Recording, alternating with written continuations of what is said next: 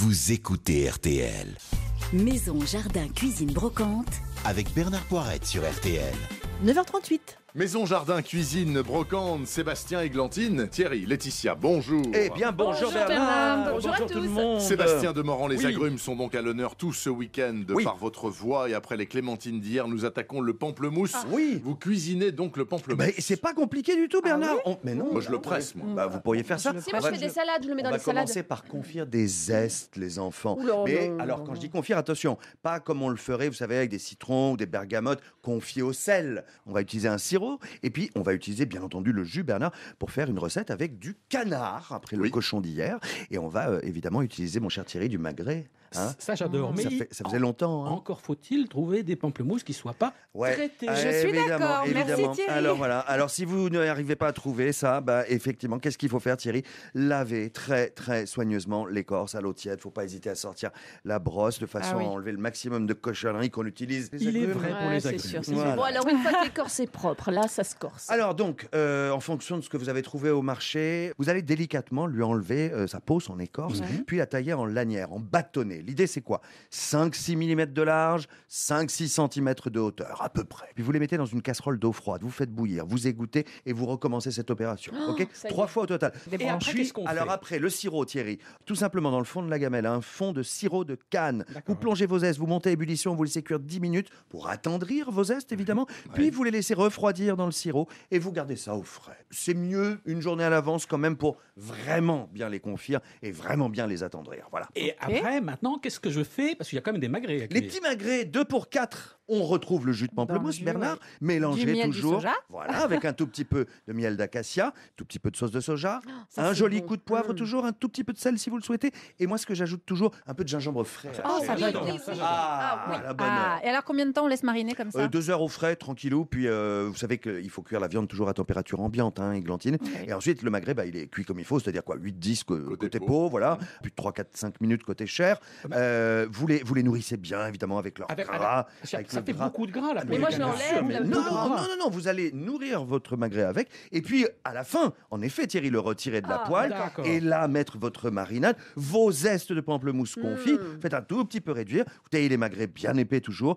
Le petit coup de sauce pamplemousse par-dessus, et alors là, c'est énorme. C'est à la fois acidulé, Un petit peu amer. amer, Mais oui, amer. parce que le pamplemousse, la peau de pamplemousse, elle est délicieusement amère, comme vous savez. Et alors, vous en parliez hier, Églantine. Oui. Là, on l'a fait. Purée de patates douces au Ah, gingembre. j'adore Voilà, ça. dans le même esprit qu'hier. Avec le Clin gingembre, d'œil. oui. Ça C'est vous bien plaît, ça, hein Laetitia? Oui, Ah ça bah, me pour plaît. une fois, elle fait pas Sauf la les tranche. zestes, là, c'est trop long. Mais pourtant, c'est un peu de travail, hein, À la je vous bonne heure. signale. Églantine éveillée, bon, ça, on est tous rendu compte, hein, les températures hivernales sont bel et bien là. Il fait pas forcément d'ailleurs des froids de bêtes, Ça mais dépend des jours, hein. il y a eu des intempéries remarquables. Donc vous dites, vive les manteaux. Ça tombe bien parce qu'un bon manteau, ça peut très bien se chiner sur les Oui, brocantes. tout à fait. Et ça permet de s'offrir un manteau moins cher et Oui. pour le moins original. Alors, c'est le bon moment. Toutes les brocantes ont sorti leur plus beau manteau. C'est Exact. maintenant qu'il faut y aller. Mais moi, j'en ai déjà acheté dans les brocantes. Ah, ça ne le tout, m'étonne c'est de pas. trouver sa taille, quoi, c'est ça. C'est ça. Alors, sur les brocantes, on trouve toutes sortes de modèles qui datent en général de l'après-guerre jusqu'au début des années 2000. Il y a beaucoup de prêt-à-porter et, je l'avoue, beaucoup de manteaux pour femmes. Hein. Désolé, messieurs. Cela dit, question style, c'est quand même parfois un peu décalé, on va dire. Oh, hein, pas les tant que manteaux ça. vintage, non Un duffel coat, un trench. Vachement chouette. Ah, hein. ça, Bah c'est ouais, ou une intemporel, parka, oui, c'est intemporel. Oui, Humphrey Bogart. Il y a quoi. plein de cuir qui ne se démodent pas. Mhm. Et puis en mode, je vous le rappelle, il faut oser. Ah. Et là, l'avantage de l'ancien, c'est le choix. C'est Cuir, pas notre genre. hein, couleur ça. parfois criarde, manteau pour occasion spéciale, classique ou excentrique, des marques griffées ou anonymes, je le répète, il y a de tout. Alors, la question qui tue, côté prix, ça, c'est pas trop lourd? Il y a de tout. c'est- Eh ben, il y a de tout aussi. C'est avec la variété de styles l'aspect le plus intéressant, bien sûr, de ces achats en brocante. Évidemment, les prix varient suivant la matière, mais Oui. aussi la tendance du moment, hein, parce qu'en ce moment, par exemple, les manteaux des années 60-70 ont la cote, alors leur Ah oui. prix Ben grimpe oui, c'est un petit cher, peu. voilà. Pareil pour les manteaux de grands couturiers. Mais moi, j'ai vu pas mal de manteaux dont les prix démarrent à 30-40 euros. C'est rien. Non, On c'est trouve rien aussi du tout. encore beaucoup de fourrures qui ont été Oui. réalisées à Oui, une exact. époque où le bien-être des animaux n'était pas forcément une priorité. Alors, ce sont de vraies fourrures, hein, pas des Oui, synthétiques. voilà. hein. Je sais que ça va encore en faire hurler certains, mais c'est un fait. Ce sont des manteaux qu'on trouve en nombre important chez Ça les existait, brocanteurs. bah oui, oui. Je rappelle qu'une grande partie des animaux à fourrure est protégée par une convention qui date de 1973, qui interdit en cas de la chasse à la panthère, au loup, au lynx, par Absolument. exemple. Washington, Églantine, je rêve de me vêtir d'une peau de loup. D'une peau de loup. Ah oui, Mais ça, écoutez, ce sera voilà, si vous voulez formidable. acheter La bête des du fourrures Gévaudan. d'animaux sauvages, c'est bien dans le vintage qu'il faut chercher, pas dans le neuf. Après, Ouais, pour les bien d'accord. entretenir, comment on fait Alors, évident, ouais. vérifiez bien effectivement quelques détails avant d'acheter. Hein. Regardez regardez déjà si les mythes sont passés par là, parce que souvent, ce sont des manteaux qui ont séjourné de longues années dans des malles ou au grenier. Pour les peaux, vous oubliez celles qui sont un peu dures. Elles vont craqueler trop vite. Oui, c'est vrai. Voilà, après, il faut des vous peaux amuser, il souples. faut essayer des choses originales, il faut faire parfois quelques retouches. Moi, j'ai juste une recommandation. S'il vous plaît, par pitié, soyez vraiment audacieux. Mais enlevez les épaulettes des années 80, c'est monstrueux. C'est vrai que c'est monstrueux. non, l'audace, c'est les garder. je pense. Alors, c'est atroce. Alors là, C'est atroce. Sébastien, je veux vous voir avec Si on met une manteau grosse comme ceinture, ça peut être pas Vous voyez, je suis mal. prêt, La moi. suite dans un instant de Maison Jardin Cuisine Brocante. Thierry a déniché la chayotte. Ça doit être un légume. Je ne sais absolument pas ce que c'est. Ouais, Et moi, je puis connais pas. la peinture, dit Laetitia, ce n'est pas que pour les murs. Mais bien sûr, c'est pas que pour les murs, Laetitia. Pour Qu'est-ce les que meubles. vous allez inventer Ah Mon ah. Dieu, c'est pas possible. Je Patience. vous signale que depuis hier matin, peindre son Sébastien manteau. Demorand feuillette le catalogue de la c'est vrai ferme Je l'ai Sainte-Marthe. gardé, je l'ai piqué. Il a dormi avec, Ah oui. il l'a mis dans ses toilettes, il vit avec le catalogue. Oui, je suis au désormais. rayon haricots là. A tout de suite, mes amis.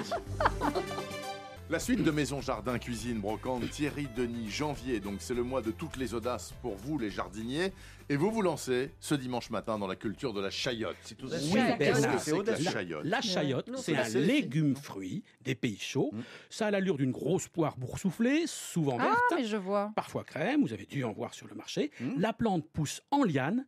Une plante peut crouler de fruits dès la première année. Alors le nom que vous connaissez peut-être dans les Antilles, ça s'appelle la Christophine. Ah, la mais Christophine, oui, ben voilà, évidemment. c'est ça la C'est chayotte. C'est pareil. Ah, d'accord, ok. Exactement. Christophine, oui. Aux Alors, Antilles, on dit c'est- Christophine, on dit pas Sébastien, chayotte. je vous fais confiance pour les recettes. Bien cuit. Bon, on l'appelle aussi bread chouchou à la Réunion, C'est excellent. mirliton à Haïti. Ouais. C'est rigolo. Alors son nom latin compliqué et moins fun, c'est Sequium édulé. Oui, Ce c'est Sequium joli, hein. édulé pousse à l'état sauvage au Mexique. Ouais, et alors vous allez la faire pousser dans votre Morvan, là c'est pas gagné quand même. Un challenge, quand même les jardiniers. Alors l'an dernier, en commençant sa culture au chaud dans ma maison en avril et en la mettant dehors à la Pentecôte, j'y suis presque arrivé. Ma chayotte 2017 a poussé du feu de Dieu, bon, mais n'a pas eu hélas le temps de fructifier. Ah, mince. Alors je retente à nouveau l'aventure cette année en commençant dès janvier. Mais vous les trouvez où les graines? On trouve ça facilement? C'est pratiquement impossible à trouver, Glantine, car la graine qui est dans le fruit ne survit pas si on l'extrait. Il faut donc acheter un fruit frais et le planter en pot à la maison. Les jardineries en vendent au printemps. J'en ai trouvé dans la charmante petite ville de Luzy, À dans mon Luzy. Morvan, Vous avez à trouvé de la Noël, Christophine. mais oui, dans le rayon de fruits et légumes qui regorgeait de fruits exotiques pendant ces fêtes. Ça, c'est marrant. Donc, si j'ai bien compris, on ne peut pas extraire la graine du fruit. Alors, on fait comment On replante met la le fruit chayotte dans lui-même. la terre Voilà, je couche la chayotte dans un pot, à moitié enterrée dans le sens de la longueur. 2 ou 3 semaines après, la graine germe à l'intérieur du fruit et les racines et la tige sortent par le côté. Regardez ma photo. ouais, Hein. ouais, d'accord. Alors On ça la fait voit d'ailleurs à une jolie l'antenne, là. petite Oui, oui, pousse d'accord. qui est déjà pleine de promesses. Je la planterai dehors fin mai. Le défi, c'est comment vous allez la garder en bon état dans la maison, la chayotte. Alors je vais improviser. Bon, cette liane est costaud dans son pays d'origine et je dirais presque envahissante. Je vais donc la raccourcir, la tailler pour l'obliger à se ramifier chez moi sans grimper sur tous mes rideaux. Bon, alors quand la température s'adoucira, je la sortirai de temps en temps au pas de la porte pour qu'elle s'habitue au faut soleil. aller promener la plante. Mais oui. Promener la plante et on lui passe de la musique Et douce alors, aussi. à la fin C'est mai, merveilleux. quand il fera bien doux, là je la planterai au potager avec des tuteurs pour qu'elle puisse grimper. Et la date de la récolte de vos chayottes, c'est quand Fin octobre 2018, si Saint-Fiacre, patron des jardiniers, me donne un petit coup de main. Saint-Fiacre, priez pour nous. Priez pour nous, Saint-Fiacre. Ah, vous nous raconterez quand même, hein. On veut suivre l'affaire. Laetitia Nallet, bon, vous dites que la peinture, c'est pas forcément pour les murs. Ça me fait penser d'ailleurs, les brunes, c'est pas pour des prunes. Là, c'est une Bio, ouais. bio. Bon, alors vous Bio. allez la Pas mettre pour où, des votre prunes. peinture? Sur des objets, du coup. En 2018, moi, mon cher Bernard, je vous propose de faire valser les idées reçues, de mettre un peu de fantaisie dans le bricolage, comme Allons bon. appliquer la peinture sur du tissu, sur un abat-jour, des coussins ou même sur un fauteuil. Ah, bah, Voilà. là, tiens, j'en ai un que je voulais reprendre. Ah ouais. là. Vous pouvez le Mais j'ai peindre jamais osé, oui, moi. mais parce que le Ah, problème s'il est des en carton, abat-jours. oui, mais pas en tissu. Mais si, en tissu, bien sûr. Le Alors problème des abat-jours, c'est quoi? C'est qu'ils Ils jaunissent, jaunissent ils avec deviennent le moches. temps. Plein de chiures de mouches. Et il y a- oui. C'est exact. Dans le Seulement Morvan, dans le peut-être. Morvan. Ils sont poussiéreux, surtout à Paris. Mais à part ça, la structure, si elle est bien, bah, pourquoi changer? Pourquoi en racheter? C'est Oui, une peinture spéciale. je vous propose de les repeindre. Vous allez d'abord passer un coup d'aspirateur avec le petit suceur là pour bien enlever la poussière. Ensuite, avec un pinceau, vous allez carrément peindre l'abat-jour. Le secret pour peindre le tissu, en fait, c'est de bien diluer la peinture avec de l'eau. Ouais. Il faut que la peinture devienne liquide, que le pinceau soit toujours humide et surtout, il faut pas en mettre trop. Alors combien de Pas couches? Une couche si vous avez encore envie de voir l'ancien motif en Oui. transparence. Ouais. Si vous voulez complètement recouvrir le tissu, vous allez mettre 2 couches.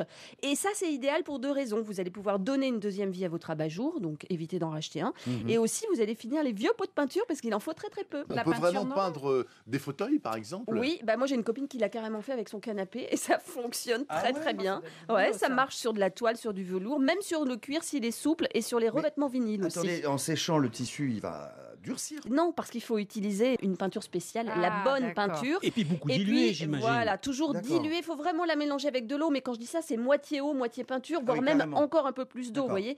Et surtout, bien laisser sécher entre chaque couche. Mhm. Vous n'hésitez pas après à tamponner l'excédent avec un chiffon. Et vraiment, vous allez pouvoir peindre votre canapé. Faut hein. pas se louper, parce que c'est pas récupérable. Mais si ça marche bien, on peut donc acheter de vieux fauteuils en brocante et on saute l'étape tapissier. Bien sûr. Exactement. Bien sûr. Exactement. Parce que ça coûte cher. Vous pouvez Ouais, ça aussi coûte très repeindre cher. vos coussins comme ça, ou en faisant par exemple des pochoirs avec la peinture. Oui. Vous trempez Ah votre ouais. pochoir dans la peinture, vous l'appliquez sur le coussin.